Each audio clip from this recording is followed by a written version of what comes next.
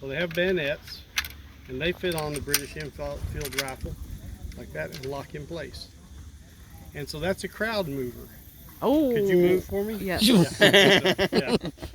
So now, after the Battle of Pea Ridge, one of the officers was riding down by Van Winkle's Mill, east of Rogers. And one of the guys in the 16th Arkansas made a report that an officer asked for a shoat, said, "Hand me that shoat."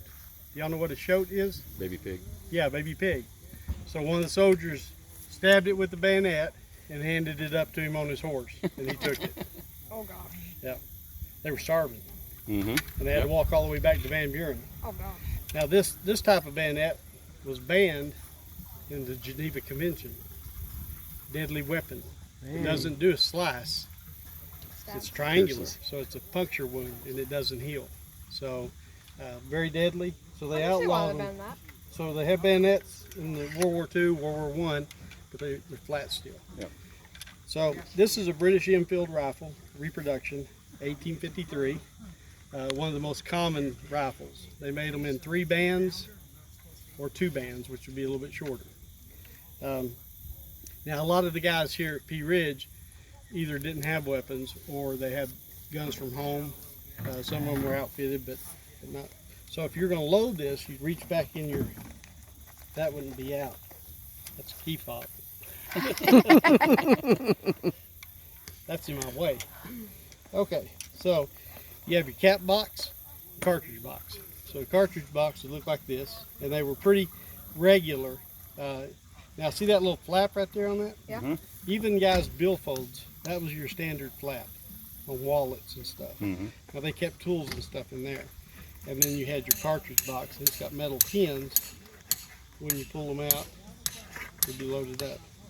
So they'd take out a cap and ball. It would already be packaged together. And so they'd bite off the top of it, pour it in the gun, put the ball in first, then the gunpowder, or the gunpowder into the ball, I guess. And then pull out the ramrod. Tap it down in there. You have to remember to get it out, because if you fire it and this is in there, you're out of luck. You don't fire no more. Yep. You put it back up, pull it up here, and then you'll see the guys at the reenactment doing this. They'll get ready, and once they're at this point, they'll say ready. Ready means cock the hammer back, aim. And so that's what they're doing. All right. So they leave the old cap on there so that it keeps moisture out of your barrel. So if you're really fast, you might could do 3 a minute, but that's like target shooting. If you're in fighting, you're doing good to get 1. And if you're laying down behind a fence or something, it's hard to Do all that. do all that. So think about it. So once they fire it, after that it's a club. Yeah. They were close range. So a lot of guys, both sides, especially the Confederates, would pick up pistols. They'd come bring some from home, grab a pistol, because that was better to use. They had more firing power, Right. especially at close range.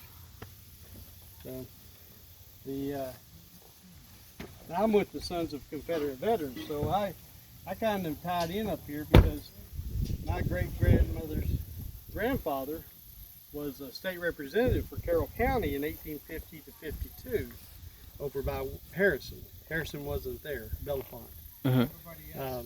And so he joined Bellefonte and in Company D of the 16th Arkansas.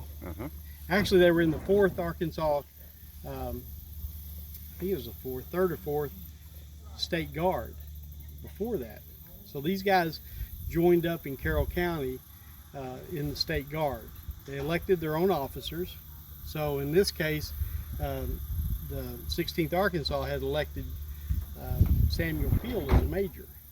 And Peel Mansion? Yeah. Okay, Yep. so he lived at Carrollton. Yep. So he was elected major.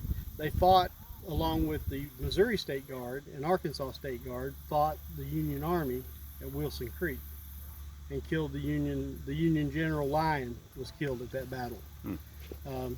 They came back home and they voted not to join the Confederate Army as a unit. And I kind of wondered why. What they did is they came home And what you find is a lot of the guys, like my great grandfather and James H. Berry, the monument on the Bentonville Square. Yep. Berry went on to be governor of Arkansas Mhm. and a U.S. senator. So they fought at Pea Ridge, but Samuel Peel didn't, which was kind of odd to me. And what happened was Samuel Peel stayed in Carroll County, and he raised a cavalry unit of 178 men. And after this army left and went to Vicksburg, over toward Corinth, right after the Battle of Shiloh, General Hyman raised a new army, and Colonel Peel, now a colonel instead of a major, because he raised him a cavalry unit, they fought at Prairie Grove. And my great-grandmother's dad and uncle fought in that one, and that's his picture there. He received a Confederate pension. His horse fell on him, is what it said. And if you look, I'm not sure if he's in a wheelchair or what, but his legs look a little messed up. Yeah. Yeah. So after the war, he got a pension. And now, okay, so the great grandfather that fought at Pea Ridge, his son-in-law fought with him. So I went over to Snowball. Do y'all know where Snowball is? Over by Marshall, south of Harrison. Oh, okay. So I went over there to the